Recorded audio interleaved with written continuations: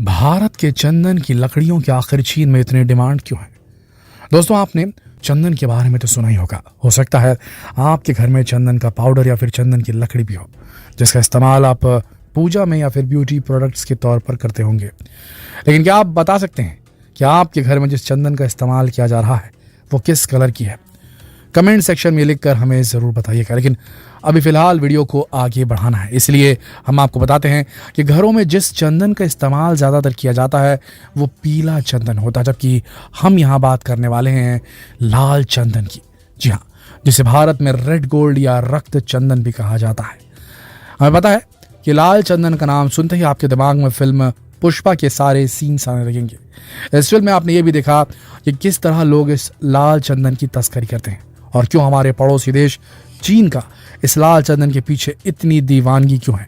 और हाँ, आप ये मत सोचिए कि हम आपको इस वीडियो में फिल्म पुष्पा की कहानी बताने जा रहे हैं। भले फिल्म पुष्पा सुपरहिट हुई हो, लेकिन लाल चंदन की कहानी तो फिल्म पुष्पा से बिल्कुल अलग ही है।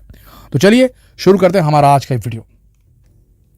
दोस्तों, आपने फिल्म पुष्पा में देखा होगा कि भारत में लाल चंदन की तस्करी जापान में बनने वाले स्पेशल इंस्ट्रूमेंट्स के लिए की जाती है और किस तरह एक मामूली सा मजदूर लाल चंदन की तस्करी करके करोड़पति बन जाता है। अब लाल चंदन करोड़पति तो बना देती है, लेकिन कैसे, वो इस वीडियो को पूरा देखने पर आपको मालूम पड़ ही जाएगा। लेकिन जापान से ज्यादा कोई और देश है जो भारत के इस लाल चंदन को किसी भी कीमत पर पाना चाहता है, और वो कोई और नहीं बल्कि हमारा पड़ोसी देश चीन है। चीन में इस लाल चंदन के लकड़ियों की स्पेशल डिमांड है और चीन इसके लिए कोई भी कीमत देने को तैयार भी रहता है। और यही वजह भी है कि भारत में इस लाल चंदन की तस्करी वर्षों से की जाती है और अब भी की जा रही है।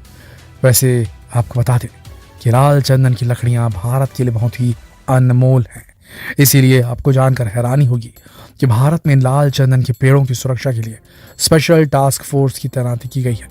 जी हाँ, रहेगा ना शॉक्ड कि पेड़ों के लिए भी स्पेशल टास्क फोर्स। तो जनाब, ये कोई ऐसी वैसी लकड़ी थोड़े ना है, ये लाल चंदन की लकड़ियां। अब आपको अगर इसके इस्तेमाल के बारे में बताएं तो आई एम श्योर आप ये सोचने को मजबूर हो जाएंगे कि आखिर इस एक लकड़ी में इतने सारे गुण।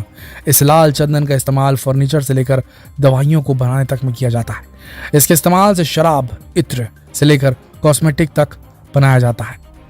अब क्योंकि ये लाल चंदन की लकड़ियां भारत के एक इलाके में छोड़कर पूरी दुनिया में कहीं और नहीं मिलती, इसीलिए काफी महंगी होती है। इसके इस्तेमाल से बनने वाले फर्नीचर से लेकर कॉस्मेटिक सामान से लेकर शराब तक हर कुछ, सभी कुछ बहुत महंगा होता है, इसलिए इसे भारत में लाल सोना भी कहा जाता है। आपको बता दें कि इस लाल चंदन का वैज्ञानिक नाम सेंटा लिनस है। और अगर इन लाल चंदन के पेड़ों की खासियत की बात करें तो ये लाल चंदन के पेड़ मेनली तमिलनाडु में लगे आंध्र प्रदेश के 4 जिलों चित्तूर, कडप्पा, कुर्नूल और नेल्लोर में फैले शेषाचलम की पहाड़ियों इलाकों में ही उगते हैं। लगभग 5 लाख वर्ग हेक्टेयर में फैले इस जंगली क्षेत्र में पाए जाने वाले इस अनोखे पेड़ की औसत ऊंचाई 8 से 11 मीटर होती है और बहुत धीरे धीरे बढ़ने की वजह से इसकी लकड़ी का घनत्व यानी कि डेंसिटी भी बहुत ज़्यादा कम होता है। जी हाँ, इस लकड़ी के धीरे धीरे बढ़ने के बारे में बताऊं तो इसके पेड़ को बड़े होने में 1 दशक का वक्त लग जाता है और चूंकि इसकी डेंसिटी ज़्यादा होती है इसीलिए पानी के अंदर नहीं डूबता। अब आप कहेंगे कि फिल्म पुष्पा के एक सीन में तो ये दिखाया गया था कि लाल चंदन की ढेरों लकड़ियां पानी में तैर रही हैं, लेकिन दोस्तों आपको बता दें कि ऐसा बिल्कुल भी नहीं है। लाल चंदन की लकड़ियां पानी में तैरती नहीं बल्कि पानी में डूब जाती हैं और यही इस लकड़ी की सबसे बड़ी पहचान भी है। आपको जानकर हैरानी होगी कि चीन 1 टन लाल चंदन की लकड़ी के लिए करोड़ों रुपए देने के लिए भी तैयार रहता है। आंध्र प्रदेश सरकार के वन विभाग की वेबसाइट के मुताबिक साल 2014 में दिसंबर महीने में लाल चंदन की हुई नीलामी में चीन, जापान, सिंगापुर, ऑस्ट्रेलिया, संयुक्त अरब अमीरात के अलावा कुछ और पश्चिमी देशों से लगभग 400 व्यापारियों ने बोली लगाई थी और इन 400 में लगभग 150 तो चीनी कारोबारी ही थे। तो आप इससे अंदाजा लगा सकते हैं कि चीन में इस लाल चंदन की डिमांड किस कदर है। दोस्तों, अब डिमांड तो है, लेकिन सरकार के नियमों के मुताबिक इस साल चंदन को राज्य से बाहर लेकर जाना भी कानूनन अपराध है। जी हाँ, साल 1994 के बाद से ही इसे दुर्लभ प्रजाति का पेड़ मानकर इसकी कटाई पर रोक लगा दी गई थी कि जिस लकड़ी के 1 टन के बदले में करीब 3 करोड़ रुपए मिल रहे हो तो उसके लिए कानून हाथ पे लेने वालों के लिए भी हमारे देश में कमी थोड़े ना है।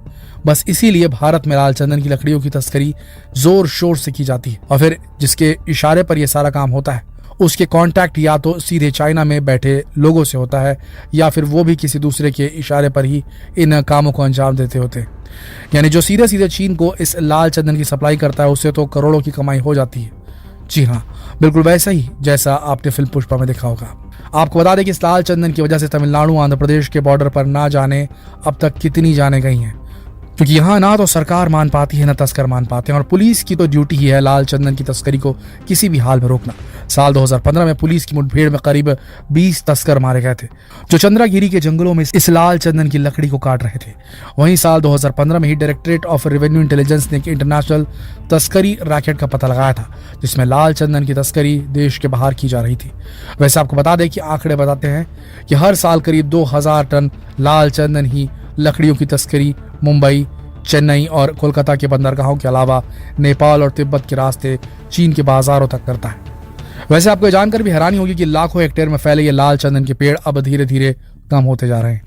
जानकारों की माने तो भारत के इस लाल चंदन की डिमांड फिलहाल तो सबसे ज्यादा चीन में ही है।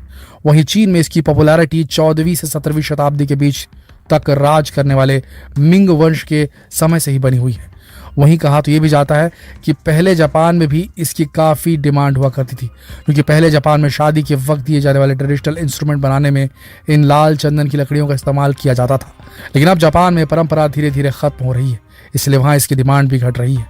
आपको बता दें कि लाल चंदन एक अलग प्रजाति का पेड़ है जिसकी लकड़ी लाल होती है, लेकिन उसमें सफ़ेद चंदन की तरह कोई महक नहीं होती। दोस्तों, अगर आपको हमारा वीडियो पसंद आया हो तो इसे ज़्यादा से ज़्यादा शेयर करें। कल फिर मिलते हैं एक और दिलचस्प वीडियो में, तब तक के लिए आप सबका इस वीडियो के अंदर बने रहने के लिए दिल की गहराइयों से धन्यवाद।